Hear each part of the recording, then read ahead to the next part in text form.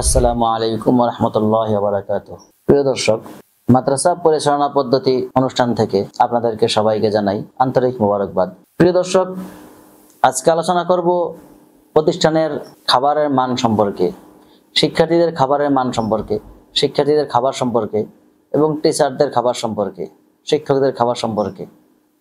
তো এই বিষয়ে আলোচনা আসলে করার প্রয়োজন হয় মাঝে মাঝে। কেন? কারণ অনেকেই অনেক কিছু স্বাভাবিকভাবে নিতে পারে না, বা অনেকেই অনেক কিছু স্বাভাবিকভাবে নেয়ও না। বর্তমানে মাদ্রাসার খাবার বেশিরভাগ জায়গায় আসলে ভালো, খারাপ খুব কমই আছে। খাবার খারাপ বলতে মানে কি, আইটেম হয়তো কম বা বেশি। যে আমরা তরকারি বাসায় তরকারি রান্না করে মাদ্রাসা তরকারি রান্না হয়, বাসায় তরকারি রান্নার একরকম হিসেব, মাদ্রাসা তরকারি রান্না করার আরেক রকম হিসেব। বাসায় গোস্ত রান্না, মাদ্রাসা গোস্ত রান্না, বাসায়ও গোস্ত ডিম রান্না করা হয়, মাদ্রাসায় রান্না করা হয়। তো বেশিরভাগ ক্ষেত্রে দেখা গেছে যে রান্নার মান একটু পার্থক্য হয়, কিন্তু খাবার তো একই। বাসায় বাচ্চারা ডাল খায়, মাদ্রাসায়ও ডাল দেওয়া হয়। তো অনেক ক্ষেত্রে হয় এরকম যে দেখা গেছে মাদ্রাসার রান্নাটা একটু মজা কম হয়ে থাকে। এখানে কম হওয়ার কয়েকটা কারণ আছে।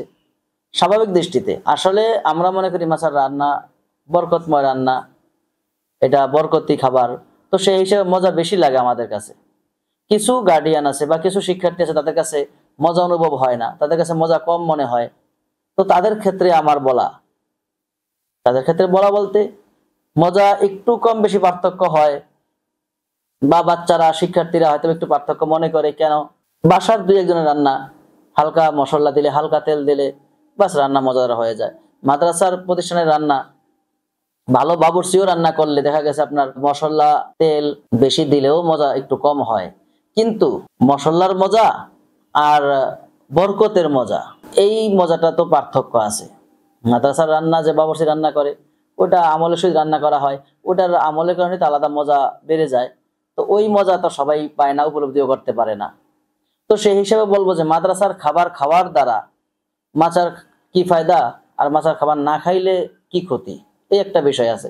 আর খাবারের মান ভালো মন্দ, এই আরেকটা বিষয় আছে। তো এখানে দুইটা সাইড দেখতে হবে। তো আমি প্রথমত বলবো যে বেশিরভাগ মাদ্রাসার খাবারের মান ধরতে গেলে ভালোই।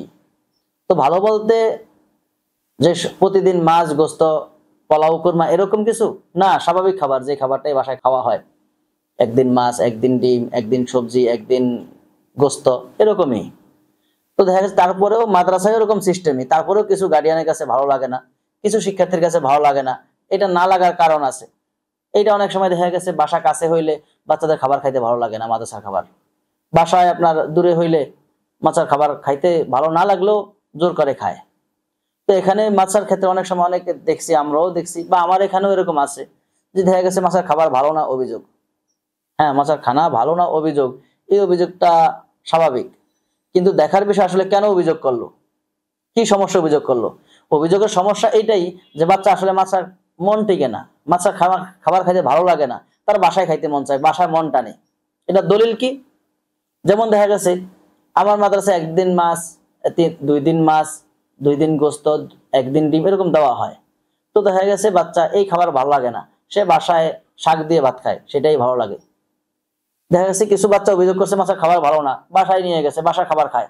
কিন্তু এখন জিজ্ঞাসা করি দুপুরবেলা কি দিয়ে খাইছো, বলে যে শাক দিয়ে খাইছি। আরেকজনকে জিজ্ঞাসা করি দুপুরবেলা তুমি কি দিয়ে খাইছো বাসায়, আরেকজন বলে শুধু ডাল দিয়ে খাইছি। কেন? বাসায় রান্না হয় না, গ্যাস ছিল না। তো আরেকজন বলে তুমি কি দিয়ে খাইছো, আরেকজন বলে আমি শুধু ডিম ভাজা দিয়ে খাইছি। কেন? তো রাঁধতে পারে নাই, বা তরকারি ছিল না, বা বাজার ছিল না, এই। তো এখন দেখেন মাদ্রাসায় সে খাইলে ধারাবাহিক, তার খাবার রুটিন ঠিক ছিল, খাবার ভালো ছিল, তারপরেও ভালো লাগে না। এখন বাসায় শুধু ডালও তার কাছে ভালো লাগে। কেন? এটা মনের একটা বিষয়, এটা শয়তানের একটা ধোঁকা। এখন আসেন মাছের খাবার যতই ভালো হোক না কেন, আমি আমার হিসাবে দেখেছি যে মাছের খাবার যতই ভালো হোক তারপরেও অনেক সময় খারাপ লাগে।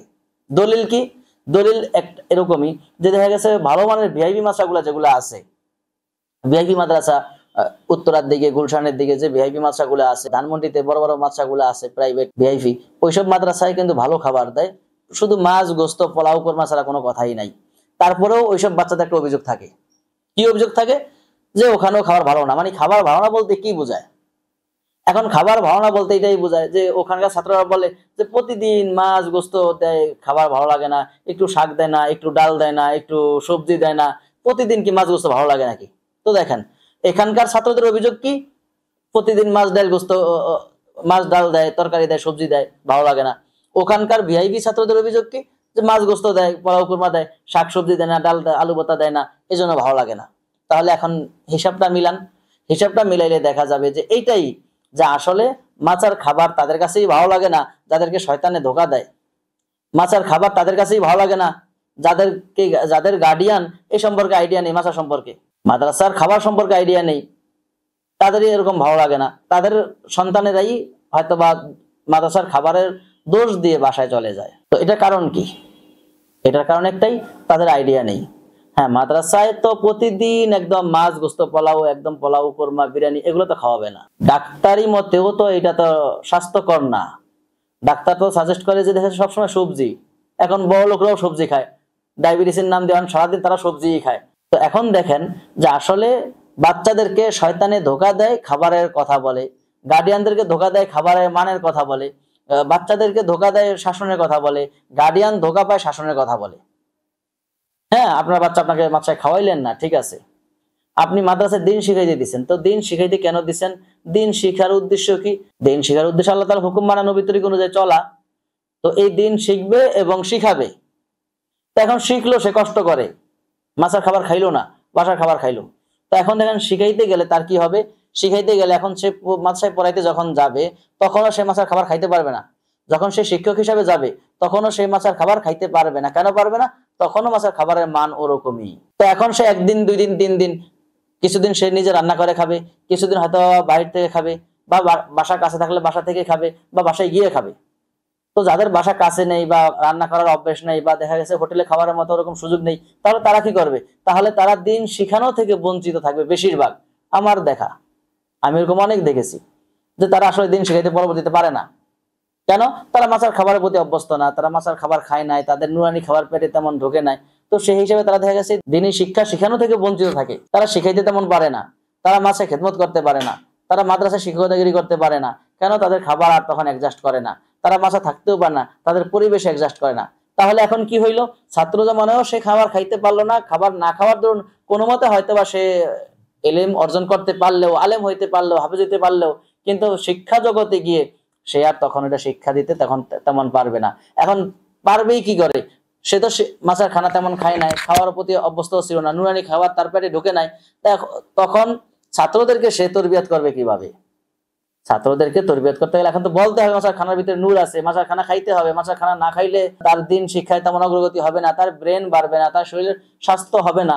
মাছের খাবারে যে বরকত আছে, এই বরকত না থাকলে, না পাইলে, মাছের ডাল আলু ভর্তা না খাইতে পারলে সে দিনই শিক্ষা শিক্ষিত হওয়াটা খুব কঠিন ব্যাপার, এবং এটার উপর টিকে থাকা আরো বড় কঠিন।